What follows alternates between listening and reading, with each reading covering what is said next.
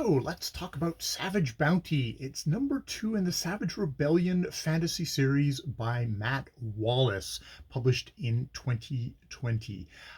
Second books in series. So yeah, the first book establishes the world, gets the characters, establishes the world and the characters, and gets that problem, an initiating event, and you start getting some of the complications.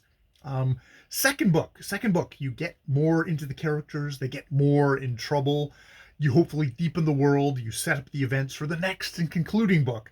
But I mean, the big thing that you have to have in a second book that sometimes second books really fall down on is that you have to have some kind of a story arc in that second book that makes this actually feel satisfying. That it's not just like a placeholder, like, oh, we had to stick something in here to get to book number 3. Sometimes you feel like a trilogy should just be a duology, but you just had to have something in the middle there because of contractual reasons. Svg Bnty, I believe, for the most part, succeeds in actually being a good story on its own. So yeah, in the first book, it establishes the world of the Svg Rblln series. Savage is referring to a suicide squad of basically cannon fodder that the city empire Kraish hurls against its enemies to sort of soften them up or break the walls, and then they send in the actual army, the people that they actually value, the Savage Legion, supposedly only conscripted from felons who are given like one chance to kind of redeem themselves and then be able to go free. Supposedly, that that is where we're getting the title from, and obviously they do rebel. What we find out in the first book is that Kraish, which is put forward as a utopian society, ruled by, there's a planning cadre, there's what's basically a kind of a secret police, and then kind of high kind of families who are they're not nobles. This is a society where the nobles have been overthrown many generations ago, and what's considered what the people who are benefiting from consider a utopian society. Now, we find out in the first book that this is not the truth, that Kraish actually is horribly exploitive of all the countries around it, sucking it for resources. Definitely what seems like a fairly direct analogy to Western cultures, Western societies, and how we've rapaciously exploited the planet and all the other peoples around to fund our own utopian society. And like our society, so-called utopian society, there is an underclass that is horribly neglected, that indeed one of the main characters in the book, Diowin, a paraplegic street girl, comes from, and knows all too well exactly how brutal and unfair and terrible being in the underclass is. So the first book is exposing a lot of this stuff, and which gets us into the second book, where the viewpoint characters, which I'll get to in a second, have uncovered all these terrible facts about their world, and now have to deal with them and fight for their lives in many cases there. So yes, the viewpoint characters. This is a definitely epic fantasy mode where you have multiple viewpoints telling the story chapter by chapter. We'll switch from one to another.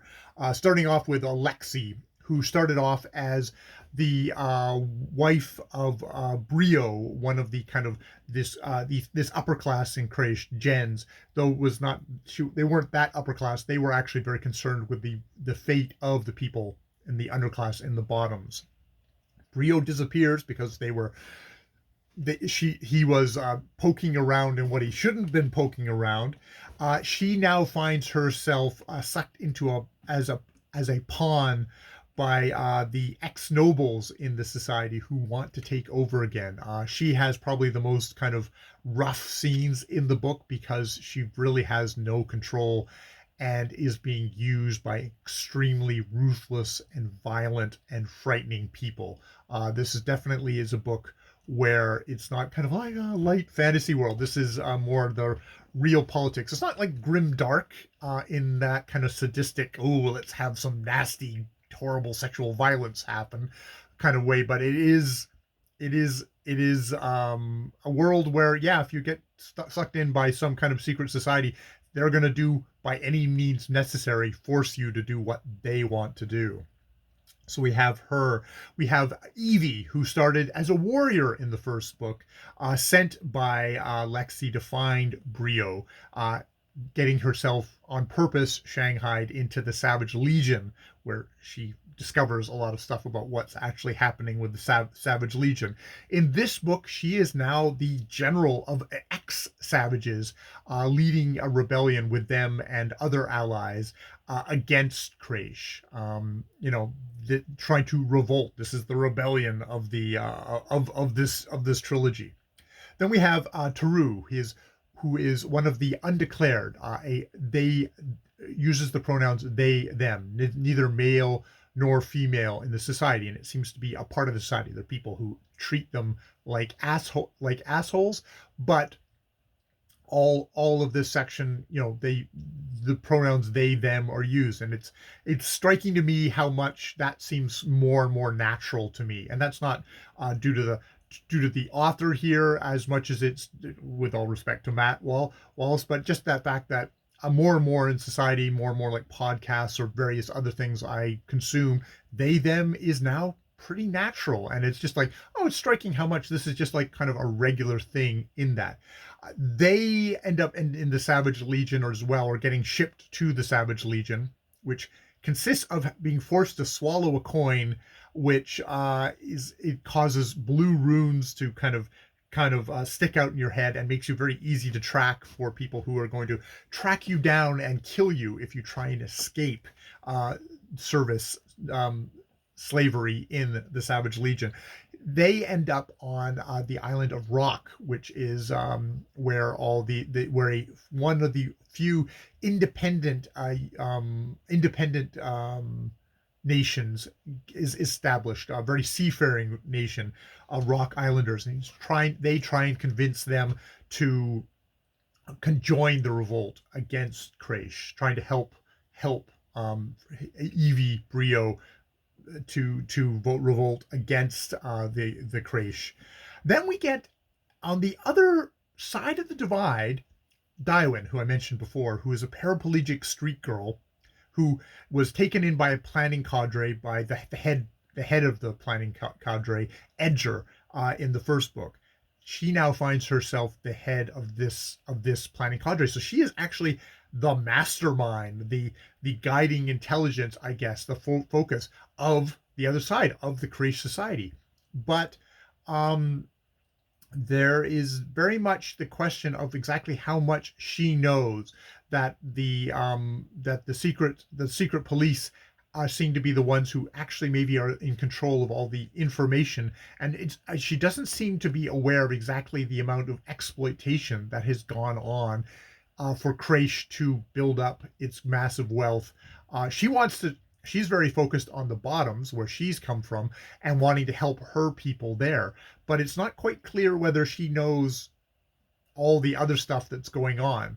And that's the interesting thing, because she's a very idealistic person, like a very I want to do good kind of person. But it's interesting to have that on the other side of the rest of our heroes who are trying to kind of resist the exploitative Kraish empire. And I mean, do think about it in the sense of like, this Daiwen in some ways is our side, our Western culture side, with the mining, with factories all overseas exploiting labor, all that's sort of us. And it's like, oh, she wants to do good, and of course she does. And it's like, but then you look at like the majority, the 75% of the viewpoint characters, they're not that, which I think is where this book, I do find that this fantasy series is pretty effective, even though it's kind of blunt. So this book is all about the characters, about they going through their viewpoints, their desires, their fears, and stuff like that. And I think Matt Wallace does a really good job of capturing them. It is interesting. Like Lexi, is the one that you feel probably the worst for because of she's got so little control of the situation. Taru, they are sort of off to one side, and it's through plot contrivances and stuff like that, and I felt a little bit detached from that. Daiwin and Evie are definitely, they're the most active characters, and they're the ones that you're most engaged in this book. Taru is a lot more active in the last one, and so is Lexi in the last one, but she's now a pawn, so it makes it harder for her thing. So there's kind of a 50-50 split on how activated this section of the book is, even though it is still quite engaging. You know, the writing is very solid. It's not flowery. It's not getting in the way. It's not clunky. So I'm enjoying that. Matt Walsh handles they, them pronouns quite well. And as I said, that kind of flows well. So yeah, it's got the plot of a very much a second book in a series of we're going from one thing to the next. But there is actually a really good section in here where there is that kind of key, there's that focus of, you, like, one of the characters makes an assumption about the motivations of other characters and things, saying like, of course they're going to be the heroes and they're gonna help and all that stuff. And it's like, no, this is kind of the real world, and allies don't always allies, make decisions for their own people, make decisions for their own benefits, and that's not necessarily going to be your benefit. And especially when it comes to, like, I've got to make a decision that's for the best of everybody here, that can sometimes transcend individual morality. That sometimes that morality isn't something that transfers to a different people with different values and stuff like that, which I think really kind of builds up the tension of what feels like the core thing of, we have Daiwin on one side. It's like, well, of course, once Daiwin learns what's happening, she's going to help, right?